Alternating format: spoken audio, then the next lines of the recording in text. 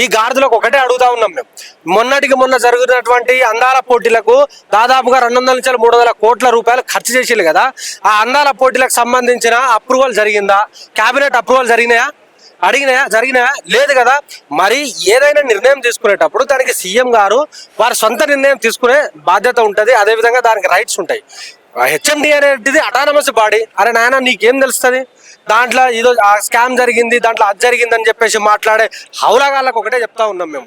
ఎటువంటి స్కామ్ జరగలేదు, అది మీకు కూడా తెలుసు.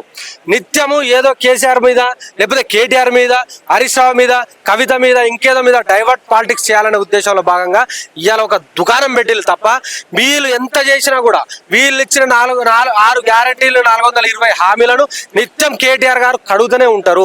అదేవిధంగా రేపటి రోజున స్థానిక సంస్థల ఎన్నికలు ఉన్నాయి. ఆ ఎన్నికలల్లో మాకు మొత్తం జడ్పీటీసీలు కాదు కదా, జడ్పీ చైర్పర్సన్ ఒక్కడు కూడా రావు, సర్పంచులు కూడా గెలవం మేము. ఈ కేటీఆర్ అనే ఆయన బయట ఉంటే మమ్మల్ని గెలవనీయడనే ఉద్దేశంలో భాగంగా ఇవాళ ఆయన అరెస్ట్ చేసి ఇబ్బంది పాలు చేసి రేపటి రోజున జైలుకి తీసుకుపోదా అనే ఉద్దేశంలో ఉన్నారు వాళ్ళు.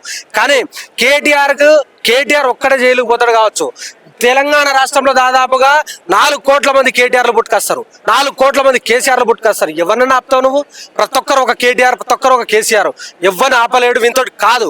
ఇంకొకటి గమనించాల్సింది ఏంది అని అంటే, రేపటి 22వ తారీఖు నాడు ఆంధ్రాకి సంబంధించిన వాళ్ళు, ఆంధ్రప్రదేశ్ సంబంధించిన వీళ్ళ గురువు గారు అయినటువంటి ముఖ్యమంత్రి చంద్రబాబు నాయుడు గారు అక్కడ టెండర్లు పిలుస్తా ఉన్నారు. బంకచర్ల ప్రాజెక్టుకి సంబంధించిన టెండర్లు పిలుస్తా ఉన్నారు. అది మనకు సంబంధించిన గోదావరి నీళ్లు అక్రమంగా దోచుకొని పోతా ఉన్నారు. దానికి ఇక్కడున్న ప్రభుత్వము, ఈ రేవంత్ రెడ్డి వీళ్ళకి సంబంధించిన ఈ దొంగలు దానికి వత్తాసు పలికి దానికి నీళ్ళని పంపించే ప్రయత్నం చేస్తూ ఉన్నారు. రేపటి రోజున కేటీఆర్ బయట ఉన్నాడు అనుకో, ఈయన అడుగుతాడు కదా, మా తెలంగాణ రాష్ట్రానికి జరుగుతున్న నష్టం గురించి అడుగుతాడు, ప్రశ్నిస్తాడు. అదేవిధంగా హైకోర్టు, సుప్రీంకోర్టుకు పోతాడని చెప్పేసి ఉద్దేశాల భాగంగా ఇలా డైవర్ట్ చేయాలి, కేటీఆర్ని ఇక్కడే ఆపాలని ఏదో కుట్రపూరితమైన వాతావరణం తెరలేపి ఏదో చేయాలని చూస్తున్నారు తప్ప ఖబర్దార్ అని అంటున్నాం.